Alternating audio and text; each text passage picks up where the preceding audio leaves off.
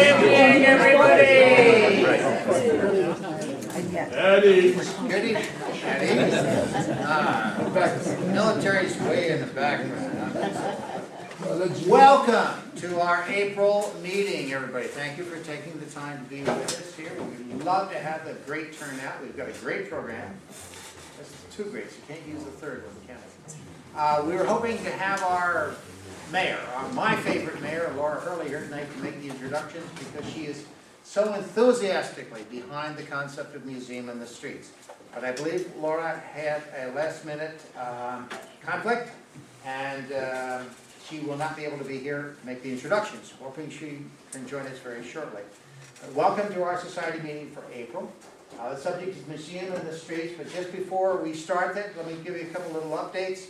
Your board of directors has been extremely active recently, and we have just spent the last half an hour or so coming up with a concept for Community Day in the village of Millbrook, town of Washington, village of Millbrook.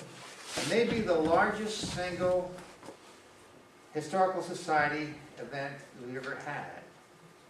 Wouldn't that be fun? There's some really very interesting aspects to it. The board is mulling over some new ideas. They're excited about it. They're committed to working towards a very successful Community Day and a large presence. And we hope everybody will be attending and joining with us in that event. You'll be hearing more of that later on. I was hoping to be able to give you the location of our annual tea event this year, normally in June. We're in the final stages of wrapping that up, but we cannot give you the exact time, place, or even date at this point. But we're going to be back with you as quickly as we possibly can, and you'll hear no later than May. That'll give you at least a month of time to plan for that. But it'll be a local place, an historical place, and a beautiful place, I'm sure. All right. Museum in the Streets. I asked Barbara Pierce what I could do to introduce her. And she said, just say two things. This is her first ever PowerPoint presentation. And all the things we need to know about Barbara are apparently in the presentation. Is that correct? Probably. Welcome, Barbara. Thank you. You're off and running.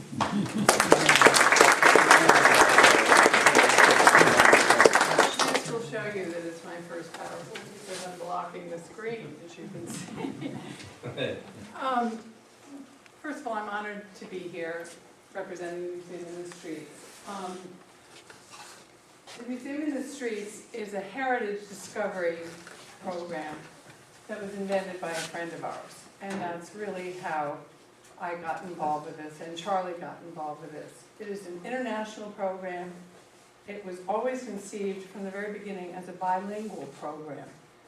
And in Millbrook's case, after much discussion, we chose Italian as the second language because of the Italians who settled in Millbrook. French didn't seem to make a whole lot of sense. Spanish didn't seem to make a whole lot of sense. And I'm going to divide my presentation into three parts here.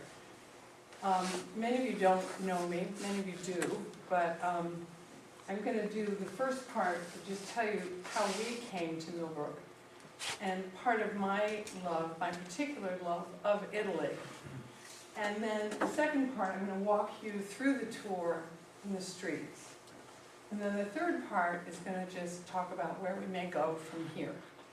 So, with this handy-dandy little clicker that my son told me about, I'm going to move you to the first slide, which is Millbrook's Museum in the Streets is a story of our founding fathers. It's a story of philanthropy, which I will explain to you, and it's a story of international friendship. And the story really began before the flood. And it's not Noah's flood. It's the flood in Florence in 1966, when I, on the left, and my best friend, Carol Moon, studied in Florence intensive Italian. This is at the end of the summer. We were on a rooftop in Rome with some friends of our parents. And she went back to Smith. I went back to Radcliffe. She became an art history major. I was an English major, though I always had a huge love of languages. And a year later, I fell in love with Charlie Peirce, who's in the back row here. Our name is pronounced Peirce, for no explainable reason. Charlie usually leaves the room at this point, because he did not propose to me on the schedule that he was supposed to propose to me.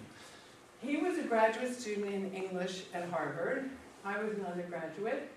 Because he didn't propose to me on time, I went to teach in Rome after college at a school called St. Stephen's School in Rome, which was founded by the ex-headmaster of the Kent School in Connecticut, right across the border here. It was a new school at the time. It's about to celebrate its 50th anniversary. And I was teaching students almost my same age. It was a rather trying time, I have to say. It was the late 60s, and they were a pretty uncontrollable lot. I loved Italy. I learned to speak Italian then. My mind was young. And my strategy worked.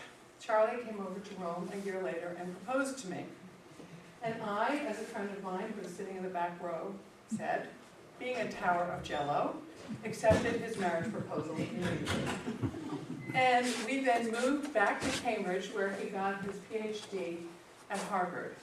For those of you who remember history, the spring of 1970 was a very turbulent time at universities. We lived in downtown Harvard Square, and we had tear gas in our living room every night. So when he was offered his first teaching position, and only teaching position, I will tell you, at Vassar College, I said I would live absolutely nowhere near a college campus. So we overreacted a little bit, and we lived on a mountaintop on Huns Lake Road in Stanfordville. I did not realize that Poughkeepsie was not Berkeley, and was not Cambridge. So I applied to teach English at all the local schools. Nobody needed an English teacher. Everybody speaks English. So I applied, and on my resume was French, which was one of the 3 languages I had studied. And Dutchess Day School said that they needed a French teacher, so I taught French. Among my students were Ruthie Bonnecue, who's the purveyor of Punch in downtown Millbrook, and Oakley Thorne, O.T., young Oakley Thorne. Every day after school, I came into Millbrook to do my shopping. And I discovered a little pocket of Italy in Millbrook, which I didn't understand at all. And at some level, I was still pining for Italy. And I met the wonderful Johnny Morona of Morona's Market. We bought our wine at this liquor store owned by the wonderful and garrulous Eddie Giacomo, who told me about this town in Italy where they all came from, Fondi. I saw Safari Drive. That's when I took that photo in the middle of this winter. Across the street from Giacomo's was Velletri's. Now, there's a town in Italy by the name of Velletri, but just to confuse you, the Velletris do not come from Velletri, they come from Fondi. There was also at that time, you may remember, an Italian restaurant by the name of Paolucci's. And I don't know if the Paolucci's came from Fondi, but probably did. Does anybody know? Anyway, there's also Daniele. So what was this big Italian connection here? It's taken me a long time to plumb the depths of it, and with the help of Skip Safari, we have plumbed the depths of it. And I was very sorry to miss the meeting in February when I gather you had this wonderful Italian gathering here. Well, fast forward 17 years. Charlie taught at Vassar for 17 years. He rose up through the ranks. He became an associate professor, a full professor, the chairman of the English department, and he was sitting on a chair at Vassar, and out of the blue, he was asked if he would become the director of the Pierpont Morgan Library in New York. Now, this all happened through a man in Millbrook, whom you may remember by the name of Thurston Green, who died a few years ago at 102. And Thurston knew somebody who knew somebody who knew somebody who was a trustee of the Morgan Library. So we moved to New York during the week and kept our house up here as a weekend house. Now, Charlie went to New York and became the director of this institution. And if you don't know it, it's on 36th Street in Madison. And it's a little piece of Italy in the middle of New York. And that's the reading room, which looks like it could have been done by Lorenzo de' Medici. And this is the building done by the architectural firm of McKim, Mead & White. That is the building known as the McKim Building. He was there for 20 years as director, and he raised, I'm boasting here, $200 million for this institution. And he did over a campus. They bought that building because his first act, having been a professor of English at Vassar, was to buy this building, which had been a Morgan house. They built that. The building I showed you first was over there. So they united the three buildings with an incredible pavilion done by the Italian architect Renzo Piano. So we have a lot of Italian connections in our family.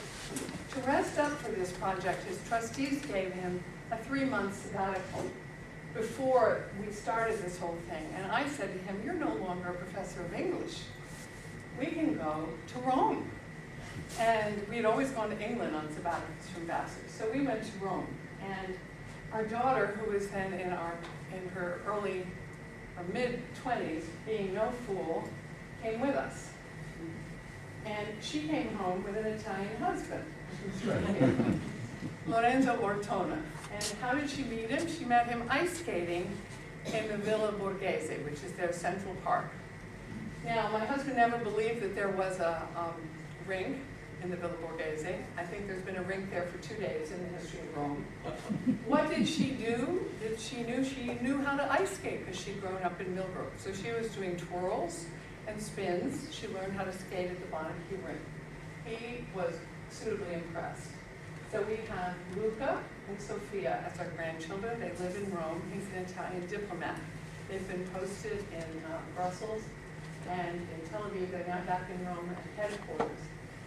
This is our son Elliot. They were both born at Sharon Hospital. He lives in New York. He's passionate about golf, and he comes up here all the time to play golf at the Millbrook Golf and Tennis Club. So that's our story. Now, what happened to the girl on the rooftop with me in Rome? Well, that's Carol, and she married Patrick Cardone, who's the inventor of the Museum in the Streets. She went and got her PhD at the New York Institute of Fine Arts, which is probably the best place you can get your PhD, one of the best places you can get your PhD in America. And she met Patrick there, and he was an ABD, all but dissertation, at the New York Institute of Fine Arts. He's a Frenchman who grew up in Egypt, went to school in Ohio, and she then worked as an assistant to Philippe de Montebello, the very famous director of the Metropolitan Museum of Art. He was an Egyptologist at the Brooklyn Museum. They moved to France when he was named the head of UNESCO's International Council of Museums. And they lived in Paris, but had a weekend house in a small place very similar to Millbrook in the Loire Valley named Pont-Levoix. Pont-Levoix had a historical society that nobody went to. And Patrick said, well, if nobody's going to come into the Historical Society, I'm going to bring the Historical Society to the streets. So he invented something called the Museum in the Streets, le Musée dans la rue. It took off. It took off all up and down the Loire Valley. The towns all along the Loire Valley copied it, copied Pont-Levoix. It's now throughout France. There are 40 installations of it in France. Carol got homesick. They bought a house in Maine. They now spend their summers in Maine. And it has taken off in Maine. So it's now in 20 places in America. Now, through an extraordinary set of circumstances, Charlie and I have been going to Maine for our entire married life. So we started seeing this cropping up all over Maine. It's in Bar Harbor, it's in Waterville, it's in Kennebunkport, it's in Wiscasset. I mean, I can't even begin to tell you, but it's all over Maine. So we began to think, wouldn't it be wonderful if this could be in Millbrook? And we knew the history of Millbrook through David Greenwood's wonderful catalogs for the Bank of calendars, for the Bank of Millbrook. So we thought, wouldn't this be great if we could do this in Millbrook? So how are we going to bring it here? Well, oops, sorry. I thought I knew what the next slide was. Anyway, let me backtrack a little bit. Charlie, when he was on the Morgan board, was asked to serve as director of a foundation. One of his trustees inherited a foundation from a man named Sherman Fairchild. The Sherman Fairchild Foundation does not want its name to appear in print because this whole donation that they've given to Millbrook is off mission.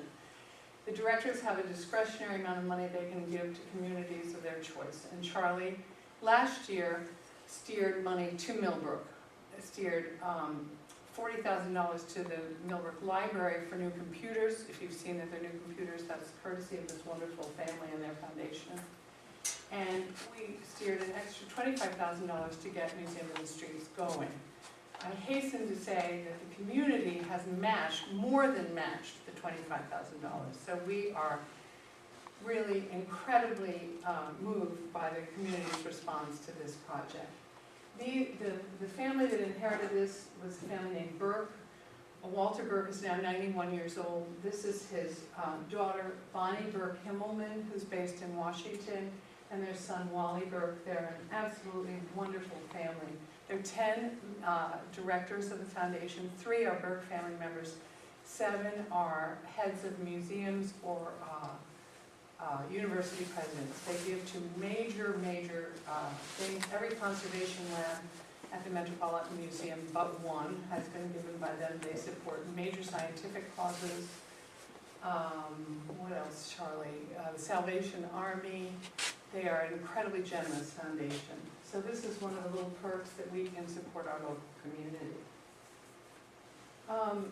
So what did we do? The first thing we had to figure out was how we could find an organization that was willing to receive this money from Museum of the Streets. So what did I do? I went to my 8th grade student, Ruthie, and I went to Judge Shequin, and I went to David Greenwood. And this was our very first meeting in January of a year ago. We met Laura, that's Stephanie Morey, who is David's assistant. We were upstairs in the town hall, and bless Nan Greenwood, who photographed this meeting. We then took an outing to Hastings on Hudson, which has an installation of the Museum in the Streets. I apologize for this overexposed photograph. It was a very bright April day a year ago. That is, I'm afraid I'm going to hit the wrong button here. Wait a minute. Carrie Weller, who's the board president of the library. That is Aaron Barnard, who's the director. That's our mayor, Laura. We had a wonderful outing. We walked the streets, and we thought that this was indeed a very viable project for Millbrook. Then we created 2 committees, executive and advisory. Here you see a little mix, but you see what we call the worker bees here. This was a walk in last October when we were walking through the town. That is Sue Farjone, who along with Bernadette have been our photo mavens. They have been fantastic bringing photographs out of the archives that I will show you as we walk through the town. Allison, whom you know from the Historical Society, has been on our advisory committee, and she joined us on this walk. That is David Greenwood, the town and village historian who knows everything there is to be known about Millbrook. He has written all of the texts. He's absolute font of knowledge, and he's been so generous with his time. That is Charlie, who is carrying a chair for me, because I'm a wimp about these walks. We have never finished the walk. All 29 stops, we have never made it all the way through. I don't know what to say. That is Patrick Cardone and David and me at the top of the tribute garden, where we were looking for the placement of sign number 3, which is, I will show you, it's quite a wonderful postcard of a train entering the village. In the early days of the train. So, we've had some fun along the way. This is lunch at Cafe Aurelia. Note the Italian name of the restaurant. We have here Aaron, David, me, Patrick Cardone, Carol, and Nan Greenwood. That was last November. Patrick has come down so generously. He's come down early and often to give his time to us. This is a meeting last February when Skip Safari, bless his heart, has recreated or built a wooden mock-up of the poles that are going to be, like, we're going to have the Cadillac of metal poles on a lectern kind of installation, and he did a mock-up so we could all see what they would look like. And that brings us to the start of the tour. So now I'm going to take you stop by stop through the village on the tour. before I do, I'm just gonna show you the installation in Ridgefield, Connecticut, which is the one that we are really modeling ourselves on. Ridgefield is a very prosperous town. It is much bigger than Millbrook. It funded its installation entirely through donations of all the plaques, which we decided we did not want to do. We thought that was much like advertising. But they have the way it is that you start with an introductory panel. We are going to have two of these panels. One is going to be down by the bus stop, and there's going to be the identical panel up at the top of Franklin Avenue near the Thorn Building. On the panel are thumbnail images of all the 29 stops. 3 of them are driving stops. This is very much a village tour. It is not a town of Washington tour. The 3 are at slightly more distant locations. They will be indicated by insets, as I will explain to you as we go on. This is an example of a lectern installation seen from the side, and that's what one of the panels will look like. We now have the layouts for the panels in hand, but my presentation won't reflect that. You will see the images that will be on each one. Now, my son helped me with this panel. This is very exciting. This is to give you an indication of where the stops are going to be. I realized I left 2 out, and by the time I left it out, I'd forgotten how I put them in, so I'm sorry. The introductory panel will be right here, this one, and the other one will be right here. You'll see that there are pods of signs, and that's why a lot of us have never made it through the whole tour, because we get sidetracked. But the first one is here. You're going to go from here, then the entrance to the Tribute Garden, up into the Tribute Garden, down across Franklin Avenue, to around Front Street. Then we go back here to, near the bus stop. We go up a little bit on Franklin Avenue. We go to the bank, Reardon Briggs, the diner, cross over by the parking lot. We have one at Porter House, one at the old firehouse, one near Alden Place, back to the town hall, which used to be the elementary school. And we go back to Church Street, up Franklin Avenue. I'm not going to spend too much time stop by stop because I'll show you. Back along here, down Merritt Avenue. Oh, I see, there's not a T on that. Oh, sorry, just corrected that today. It's only one T on this one. Back here, down, and then Front Street, and then the driving tour. One is up at Deheim Gatehouse. One is up, what's the other? Okay. Driving tour, Deheim, Bennett. Where's the third driving school? The meeting house. 9 Partners. Oh, yeah. 9 Partners. Yeah, okay, thank you. Anyway, okay. So here's our first stop at St. Joseph's Church.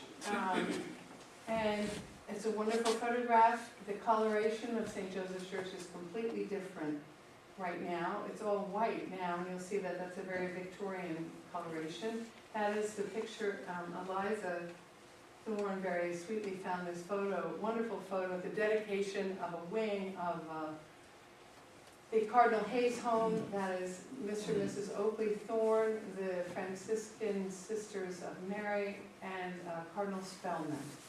And Patrick Barry always in the beginning told us 2 things. He said, first of all, we were to have zippy titles. This is not a particularly zippy title, I will admit to that. But we were also to try and make the history of Millbrook sound, we were trying to relate it to bigger things that were happening in the county, the state, and the world. So we used this panel, since it's our first panel, to talk about the history of immigration in the county and how the Irish came first and then the Italians came, and how together they forged an important Catholic parish, which is the part that is really an important part of village life here. Then we go to the entrance to the Tribute Garden. We have Mrs. Thorne, here at the dedication of the Veterans Green in 1948. And that is Jonathan Thorne. We talk about the importance of the Thorne family to the history of Millbrook. And the Veterans Green and how the tribute garden is dedicated to the soldiers of World War I, and Veterans Green was dedicated in 1948 to the soldiers of all U.S. wars. This is the famous postcard where we saw Patrick, David, and me at the top of Tribute Garden looking back into Millbrook, and you can see that the layout of the streets is very similar today to what it was then. And this is about the arrival of the train into Millbrook in 1869 and how it really, the train bed followed the ancient road beds and created the village of Millbrook. I want to say right off, I am not a historian of the village of Millbrook. Everything I have learned from this project, and I have learned from my colleagues on this project, and that has been a great joy for me. And I don't ask me anything, because I only know what's on the Panels 4 and 5 are on Front Street, back to back. And Up to Date in Every Respect refers to Sheldon's Pharmacy, which published postcards. And it was right across from the train station. And this was an ad. This is what they said about themselves, that we are up to date in every respect. The little picture is of the Millbrook House Hotel, which brought summer visitors to, or housed the summer visitors who came to Millbrook with a train. And it was a great part of what established Millbrook as a summer community.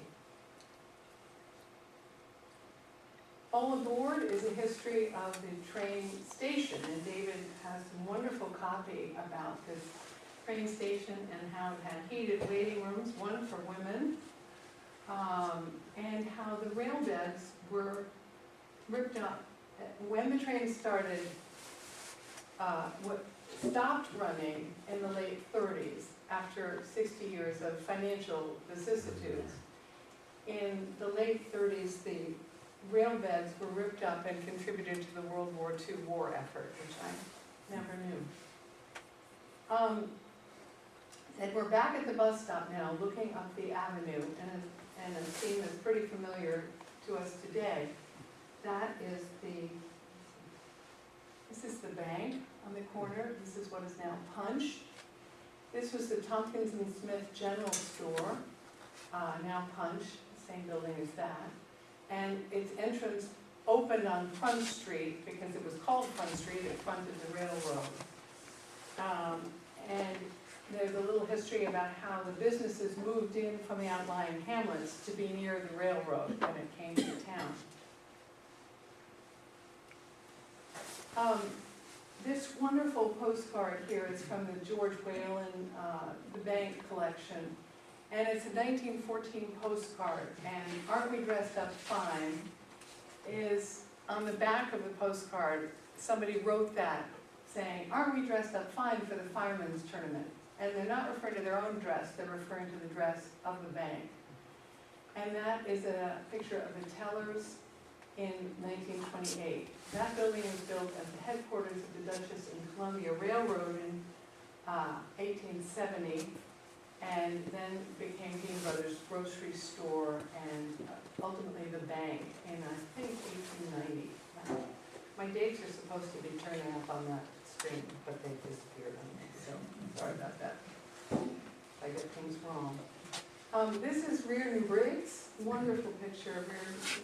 Two halves of Reardon Briggs. If I push the wrong button, I go forward 3 slides. So wait a minute. This is the right-hand side of Reardon Briggs. Then it later added this side. And when it doubled in size, which is what it is today, the left-hand side became the post office. This is one of my favorite pictures because of this man who is standing on a step trying to be as tall as this man. And he's nowhere near his height.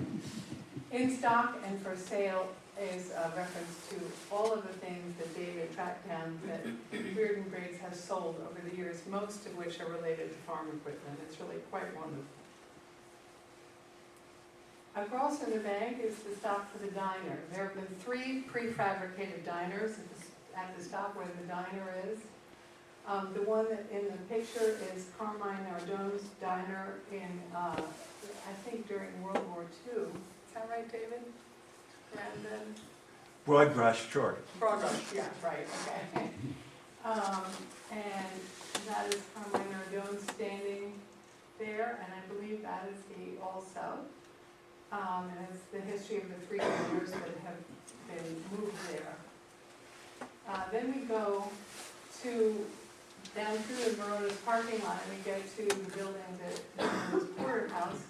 It was built by Rodrigo Safari in 1911. Rodrigo Safari was the master stonemason, the grandfather of Skip Safari, who learned his skills in his native Italy.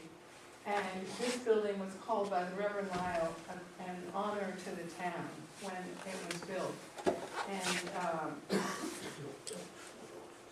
this is the Safari Brothers crew in 1922-23 building the wall at the Rose Garden of the Henry Harkness Flagler estate across from the Millbrook Golf and Tennis Club. Stop 11 is the old firehouse, which is now Ed Lodi's architecture firm. And periods from 2 different, pictures from 2 different periods, earlier and later. And it's about the formation of the fire department and how there was a series of fires that prompted the formation of the fire department in 1908, and they built this building in 1909 for $3,500. And then, despite their very modern equipment, this modern equipment, they were not able to contain the Great Fire of 1916, which destroyed the central part of the village. Now this is one of my absolute favorite panels. It is a panel for Alden Place. And is Al here? Is Al DeBonis here? He was supposed to come. He found all these things this summer. Al DeBonis is our town councilman, and he owns the shop Limone. And these pictures all appear somewhere in his family treasure trove this summer. This is the Italian Naturalization Club, doing all sorts of serious things, as you can see here, and playing billiards. And this sign here says, no credenza, non fare credenza, no trust, which means, I think, no credit. And this says Antonio DeBonis, and these were mutual aid societies that the Italians formed to help each other as they were trying to get established in their new land. The Irish were the first to move to Alden Place. In 1895, it was called Hogan's Alley. And it was called Hogan's Alley after a comic strip that started in 1895 called Hogan's Alley, in which Irish immigrants spoke in odd slang. And there was a woman at the start of the alley named Mary Hogan, so they called it Hogan's Alley. 25 years later, most of Alden Place was lived in by first-generation Italians. This is now our town hall, but it started out as the elementary school, 4-room elementary school. And this was a wonderful example of things showing up in somebody's top bureau drawer. I happened to be meeting with Rita Rotuno this winter saying, we're desperate for a picture. Nobody can find any pictures of town hall as an elementary school. And she said, I think I have one. And she came up with this absolutely fabulous picture. And in the back row, one of those, I'm not sure which one, is her mother. And we think that was taken in about 1915. So this is a plea for all of you to look in your top bureau drawers for photographs. This is the Great Fire of 1916 that was started in the Central Hotel, I believe. Wasn't That's it, right. David? Yeah. Yeah. which was right back in here. And this is now the Audia building, and it destroyed $100,000 worth of businesses in the central part of the village. It miraculously destroyed nothing on this side of the street. So that's a pretty dramatic picture. This plaque is one of two plaques that is going on the side of a building. We've gotten permission from the Audia building to put it on the side. It will not be on a pedestal, because things are a little crowded in the center of town. This we have, this is the old Corner News store, Johnny Kading's store, that's mentioned as such. It was called the McQuaig's for the first half of the 20th century and the Corner News for the second half of the 20th century. Now, I never heard the term downstreet before. I don't know how many people here have, but I was calling this Midtown Millbrook. But that bespoke my years in New York. And people said, but it's called Downstreet. And it was news to me, so we're calling it Downstreet. In Italian, it's being called Centro Città. And that is Loretti's tailor shop. This is now the deli that subsequently became Carmine Nardone's soda shop. Let's see. This is a plaque that is about Millbrook's love of parades. And we are having a duplicate plaque of this being made, and we are giving this as a present to Fondi, Italy, as our donation to them. Largely because of this wonderful picture here of the Italian-American parade that is not on Franklin Avenue, it's in fact on Alden Place. And I believe that is Tessie Rotuno. When we showed her this picture last year, she said that was herself. And this was a parade in 1918 of the Red Cross in Millbrook, celebrating the armistice of 1918, the end of the war to end all wars. This is in front of the Millbrook Library. And here I just want to celebrate not just the library for obvious reasons, but I also want to celebrate the incredible work that Central Press did for us in the scanning of these photographs. This photograph was so overexposed, and we had remarked we couldn't find any photographs of the interior. We had this one very faded photograph, and they turned it into something that was acceptable for the plaques, and it is just fabulous. So Central Press did all of the scanning of these historic photos, and I just can't say enough about them, so I have to put in a plug for them, and for the teamwork we've had on this project. This one is an example of the zippy title. A Wing and a Prayer refers to the Wing estate that was behind the church. And it's about how Grace Church was carved out of the Wing estate, that John D. Wing gave a portion of his San Donona estate for the building of the Grace Church. And it's a lovely picture of the interior of Grace Church from an Easter Sunday, I don't know when. And it's, David does a lot of his architectural description of it, which is lovely, about the homage to the English arts and crafts movement. Across the street we have the Thorne Building, and the history of the Thorne Building and how the school that launched the village. The Thorne Building was given by the Thorne family in 1894, but we needed an entity to which they could give the building. So the Village of Millbrook was created to accept the building. So the Village of Millbrook incorporated on December 31st, 1894, and became a village in 1895 to accept a fully endowed and furnished school building. And it taught occupational courses. These were cooking classes for the ladies. The boys learned blacksmithing courses in the back. And then it also was to have morally uplifting concerts. And this was the public entrance of the building, and the school entrance was on that side. Stop 20 is about the use to which the community has put the adjacent lawn. And this is tents and togas, and I love this story. David, forgive me if I tell this story. we called it tents and togas because we thought for a while they were all wearing togas until we realized that they really weren't, but they were studying Latin, so we figured, well, they were talking about togas. This was Latin summer school, and it's hard to believe that it was voluntary, that these children went to Latin summer school for fun.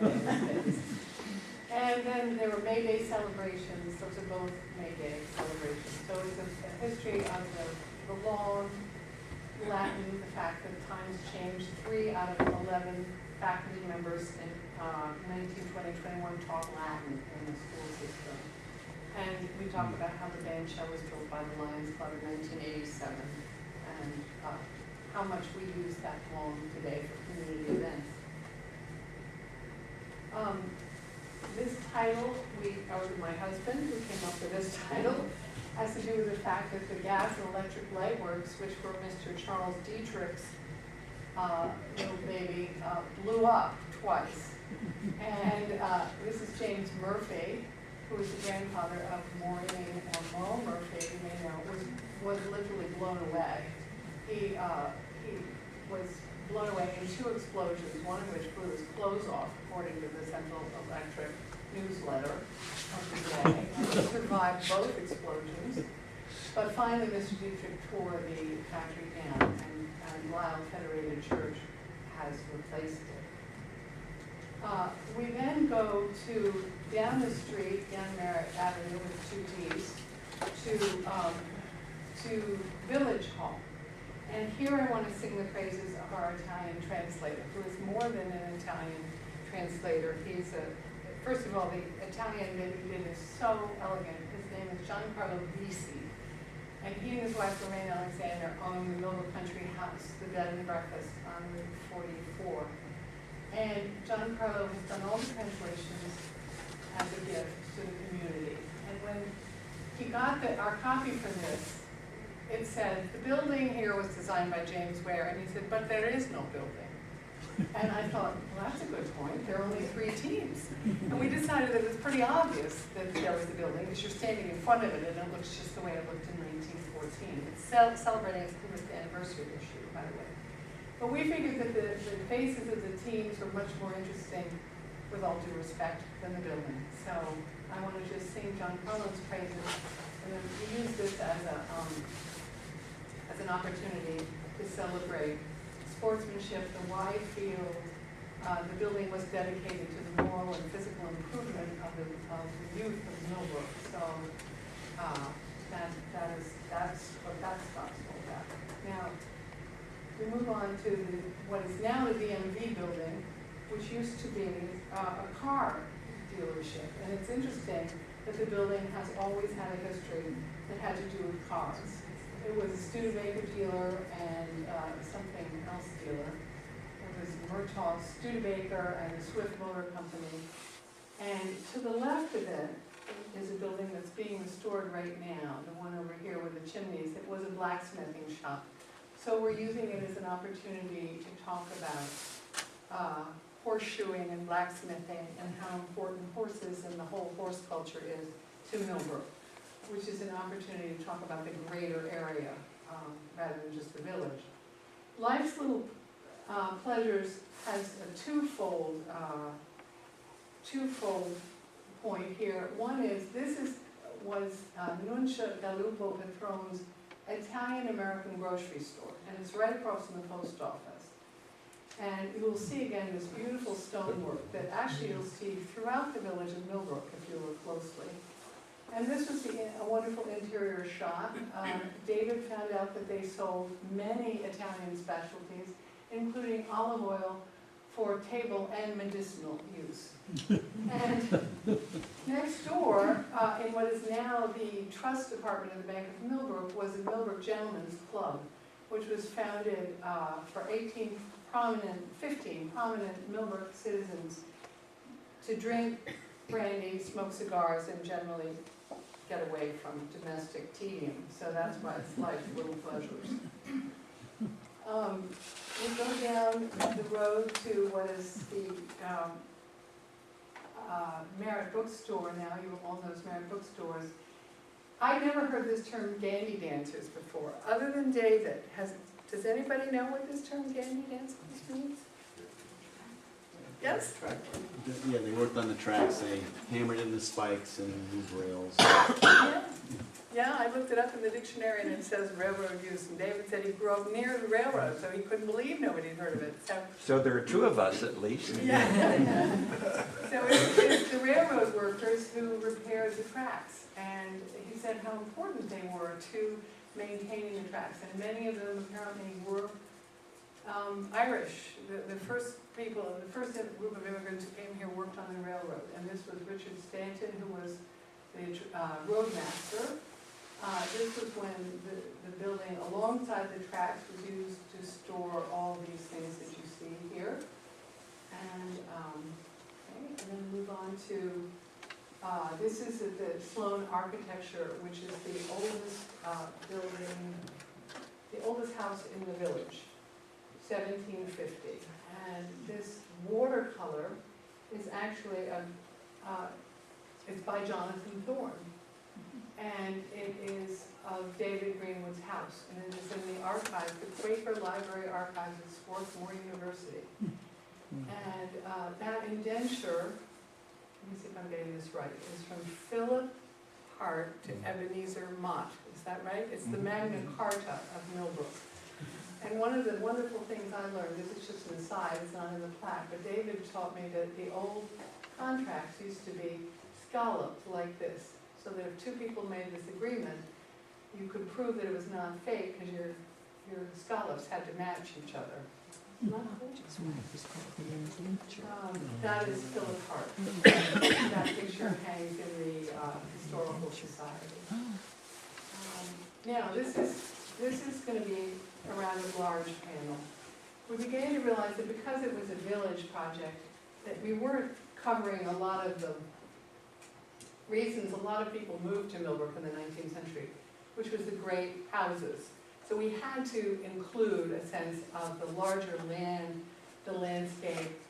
And so we decided we'd do a panel on gatehouses and great houses, and also use it as an opportunity to talk about an architect who was really important in Millbrook named James Ware. And James Ware worked on a lot of the properties you see here. He either renovated them or created them, and most of these have disappeared, although the gatehouses remain.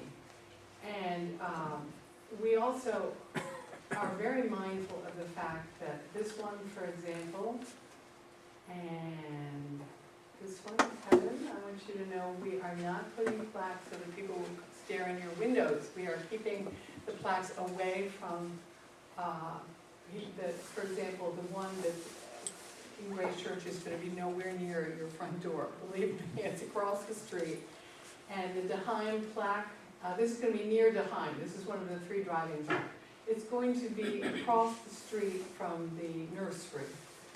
I also want to remember to say here, we wrestled with how we were going to deal with Timothy Leary as dealing with this walking tour. There are many people who are going to come to Millbrook who are going to say, but where's Timothy Leary?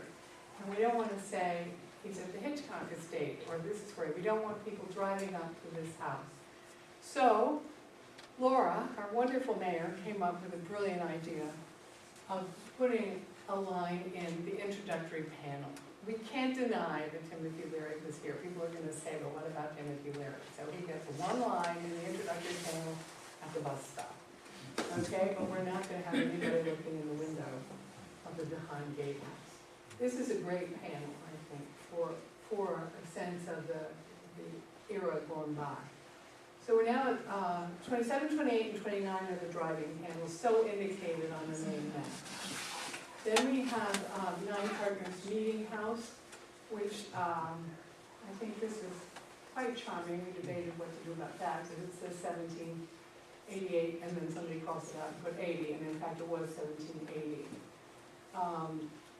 And this was Mechanic, this was Samuel Thorne's store, which is, somebody said was the Walmart of its day, which was down there near there, and it's about the history of the Quakers, which was so important to this area, and how the Quakers were the first to, were very active in the anti-slavery movement here, history of the Quakers. in general. And this is one of the five Quaker meeting houses on the National Register in Dutchess County. Oops, wrong button. And then we come to our last one, which is Days of Bennett. And doesn't it look beautiful? And isn't that a wonderful interior photo? And this was a James Ware creation, the largest building project in the history of Millbrook, 1893. It was in disrepair when May Bennett bought it in 1907. And then 7 years later, it folded as a college, and it's sort of a sad tale, as we all know, and that was a tricky one to write, as you can imagine. Anyway, that's the end of the tour. So we now go to the Fondi Connection, which has been a natural outgrowth of the language that, by didn't putting these panels in Italian and in English, we have made connections with the town of Fondi. Fondi is where many of these families came from. Charlie and I went to Fondi this fall and tried to establish a gemellaggio, or a twinship, with the town of Fondi.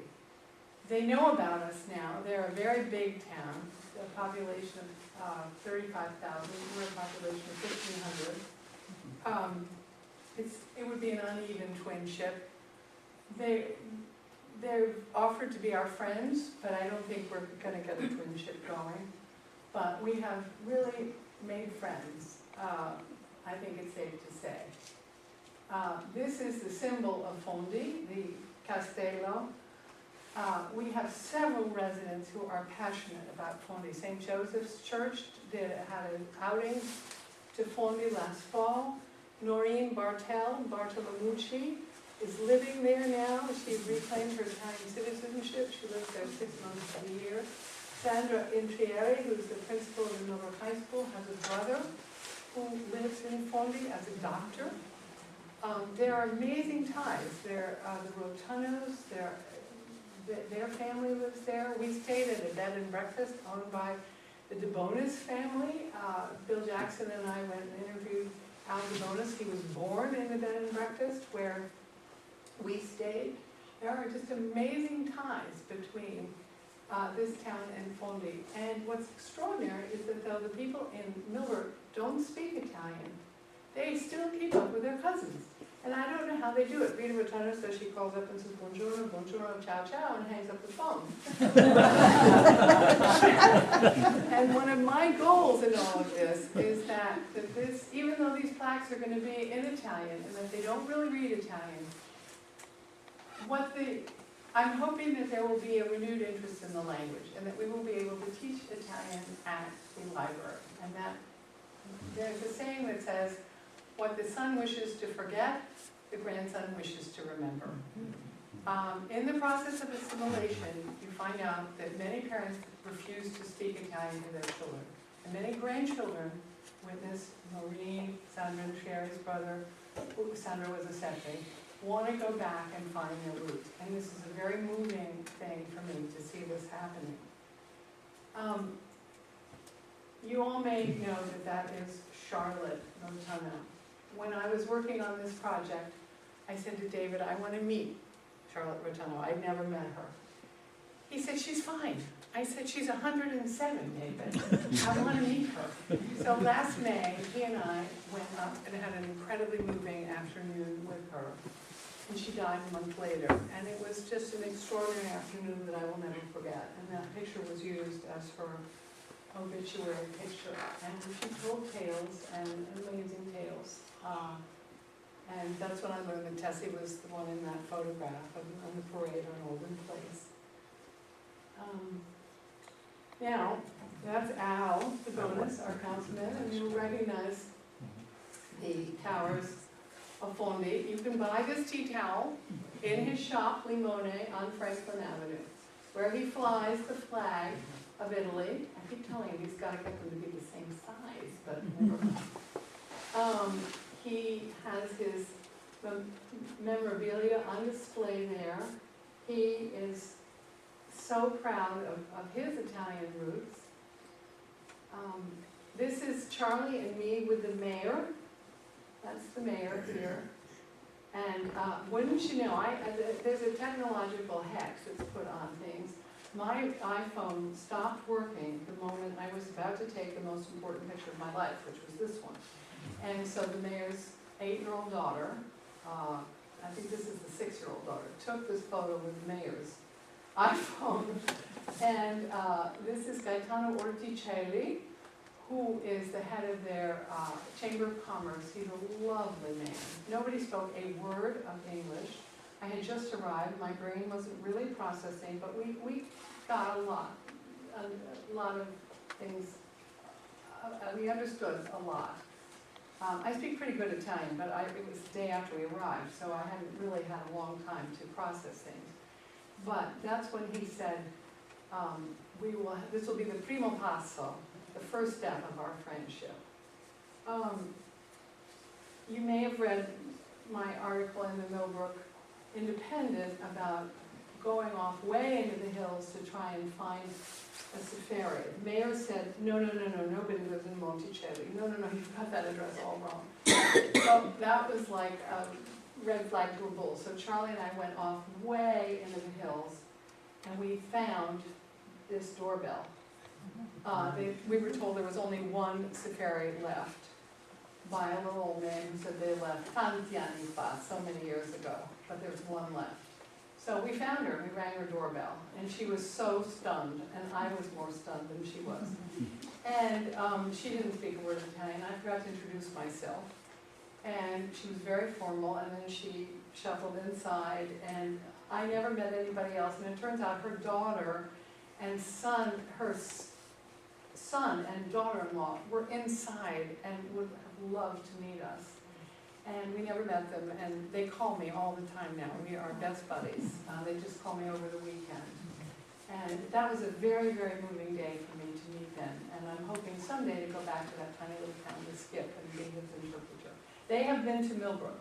The son and daughter have been to Millbrook, and they came for the US Open. They came to the Open in Flushing Meadow.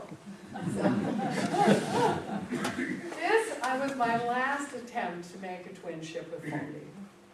Last February, I went to Rome to visit our daughter. This is Sheila, who is married to an Italian who speaks perfect, flawless, fluent Italian. And Gaetano, the wonderful Gaetano, came out from Fondi. We met at the Cafe Greco in Rome. And I said, Gaetano, is there hope? I said in Italian. C'è dell'esperanza. And he said, typical. John Carlos just entered right at this minute as I say my Italian. L'esperanza non muore mai. Hope never dies. And I thought, what a typical response. Hope will never die for a twinship, but I think it's pretty remote. But we are hoping that Gaetano, I don't think he can come for the opening, because our opening is on October 4th. This is from Al de Bonas's shop, Limone. We are opening on October 4th. The Feast of San Onorato, who is the patron saint of Fondi, is October 10th, and Gaetano will have his hands full, but I'm hoping he will come to Millbrook. On the ship's manifest of 1902, there is a list of rotunnos that says they left from Fondi and were coming to Millbrook. And there was a Gerardo Orticelli who was leaving from Fondi and coming to Millbrook. And I wrote Gaetano and I said, did you know that? And he said, that was my grandfather's cousin. So he never heard about Millbrook until this project started, and he was just stunned. So he's very much hoping to come here. So that's where we are with our opening coming. If you have any questions, I'm happy to answer them. My plea to everybody here is to try and find things, to look in your attics, to look in your drawers, to give your photographs, loan them to the Historical Society. We can scan things down, we'll give them back to you. I'm hoping that this Museum in the Streets will raise the consciousness of what we have here, which I think is very, very special. And it's been a very moving project for me to work on, and it ain't over yet. We need some volunteers between now and the fall for the opening, And if there are any questions, please ask me. So.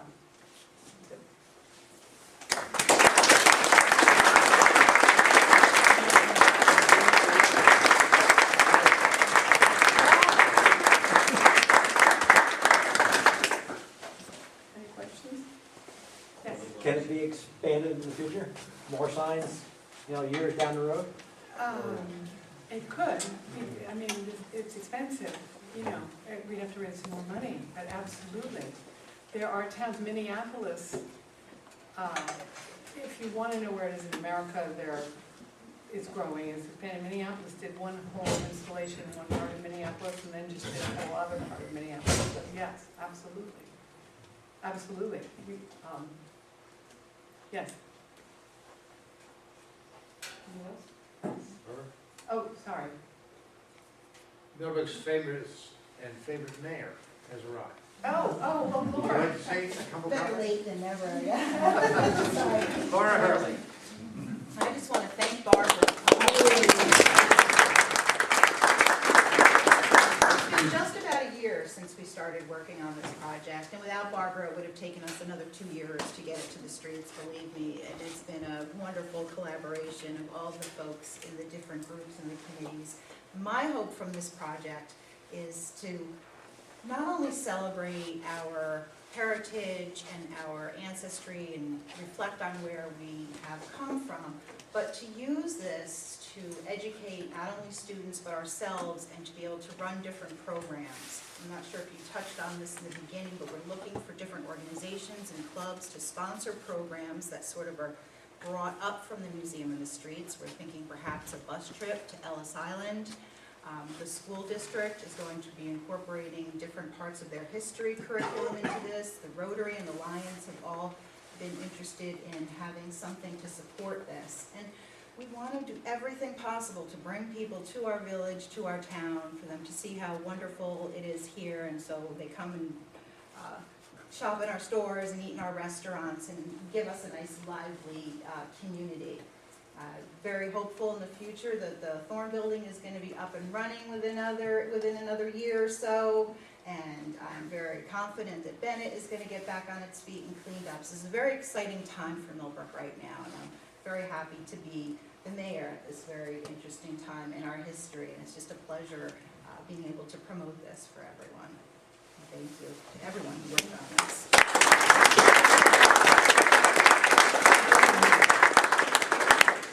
Any other questions for Barbara, or any questions about Museum of the Streets in general? Tom? Barbara, how about the fact that across the street from you, the mill is left out of something like this? Isn't the mill, even if it's not in Millbrook proper, but a lot of these houses aren't either? Is that something that should be or could be included? Well, that's a good question. I mean, we don't, I keep saying, we live in Salt Point, but we pay taxes to Millbrook, so, what can I tell you? In this project, we had to draw the line somewhere. So we conceived of it as a village project. We could have gone, for example, to Charlotte's Restaurant, which used to be a summer theater. Yeah. Do we drive there? Yeah, and then a church, it was a church and then a summer theater. Do we drive there? And then there are houses. We didn't want to be looking in people's windows, as I said. That is a problem. Yeah, sure. So we had to draw the line somewhere, and it's always been conceived as a walking tour. That's what I was going to add, Barbara, that safety was a big consideration when we were mapping it out, because originally we wanted to do the entire town, but realized we could have 60, 70 panels very quickly, so we thought, instead of having people pulling off the roadway and maybe getting into precarious situations, we'd start in the village and see how it would go from there. Yeah. Sorry, down in the White House? Yes. Will there be a pull-off? There is a pull-off. Yes. It's in a pull-off. Laura and I have already Yeah, I mean, there's a little indent there, and that's exactly where it's going. It's on Franklin Avenue, this section, before you get to the T at the gatehouse on the opposite side from Twin Brooks. So you'll see there's a dirt area where I think 2 or 3 cars we figured could fit there with the minimum. The question, did you hear the question? The question Now, was, as you're going towards the gatehouse, yes, it'll be on your left, coming to the village on the Yeah. right, and I'm also very hopeful that we'll be able to extend the sidewalks up past the Cardinal Hayes School there in the future as well, and make that completely walkable. the question was whether there would be a pullover near the sign by behind, but there already is a sort of indent, and we took that into account. What will the brochures be available that will guide people Ah. in this? That's the next thing. I'm sorry, I didn't get you. I said I'd do the brochures in the month of April, that gives me, what day is it? I got 13 days to finish the brochure. I just did the final copy for the text today, so, in the brochures, I think the same place that lays out the panels can help us with the brochures. So where will they be? I mean, first of all, we've got to lay it out, that's the first thing, but I think we have a little time, because we don't need them to. Yeah, 5 months. Yeah, right, I know, still. Where will they be? That is a good question, and how many to print? That's the next question. And we need to have money in the till to keep replenishing them, and who will replenish them? That is another question. And I think Laura's thought was maybe to ask the MBA if they would take responsibility for keeping them replenished, which I thought was a good one, because the whole point is to get the people to come into the shops. So we'll see what they think about that. Should have asked Brian about that at our meeting. But I think they'll be scattered up and down the street, you know, in the stores that are open. I mean, you can't have them in the stores that are not open all the time. We had a hard time finding them in Hastings. Oh my God, we walked up and in Ridgefield, I went to Ridgefield when it was about 105 in the shade. And I just gave up. I didn't know where to go. And I have to tell you that this is another topic that makes me extremely nervous and I haven't dealt with. But they had the map, the walking tour on, available by iPhone. You could click Ridgefield and you could download the map on your iPhone. I'm not good with technology. I got through this without going backwards in the slides, but we'll have to figure that one out. It would be a very cool thing if we could get the map available so that somebody could click on a website and get the map on their iPhone in case every store in town is shut.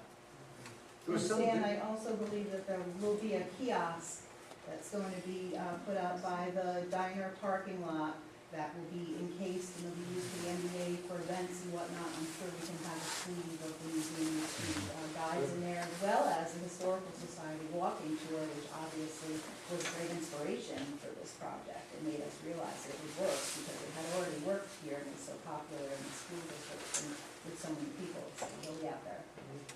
I believe a couple of months ago I heard the concept of an ink blot logo at each site.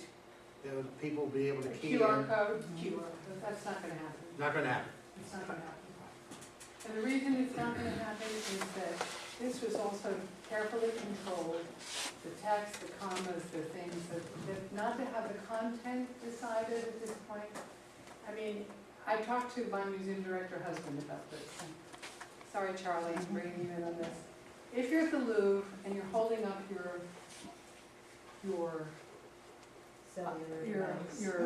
whatever it is, your iPhone, and you want to learn more about the Mona Lisa and the things, the text has already been worked out, okay? Some curator has done it all, it's all there.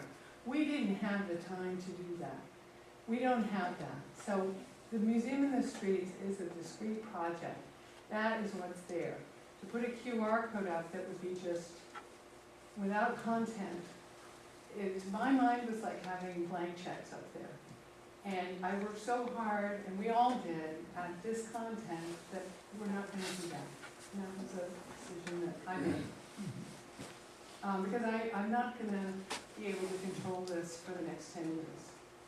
And if I love that idea of a historical society putting that stuff up that you can use with QR codes or putting your pictures up. but then somebody else is gonna take responsibility for that, and I'm not going to, Understand, okay?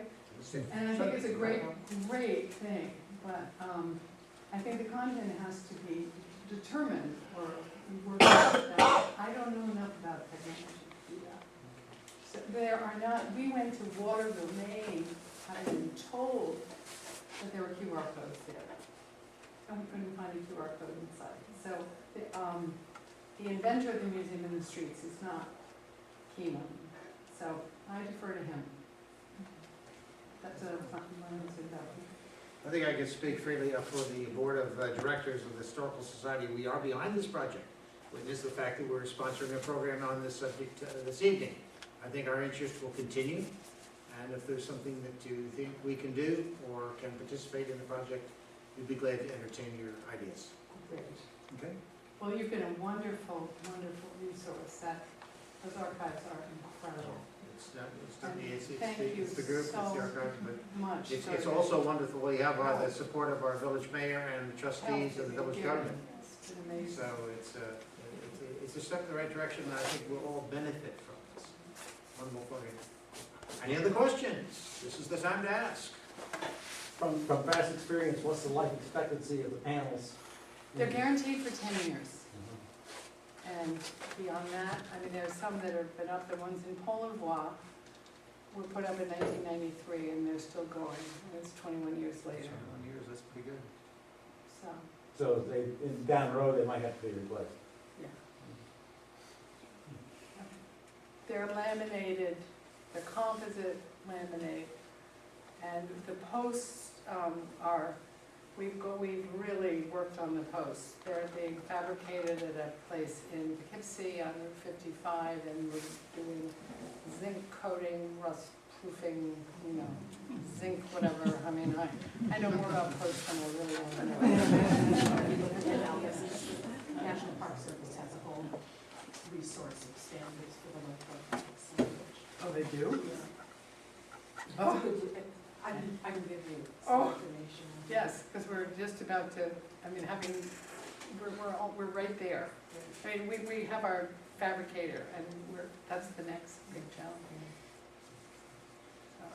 One more idea from the Historical Society. Prior to this evening's meeting, which started at 7:30, there's the regular monthly board meeting of our board directors at 6:30, our preceding. And we were spending a lot of time this evening talking about Community Day, 2014, which will be on Saturday, the 6th of September.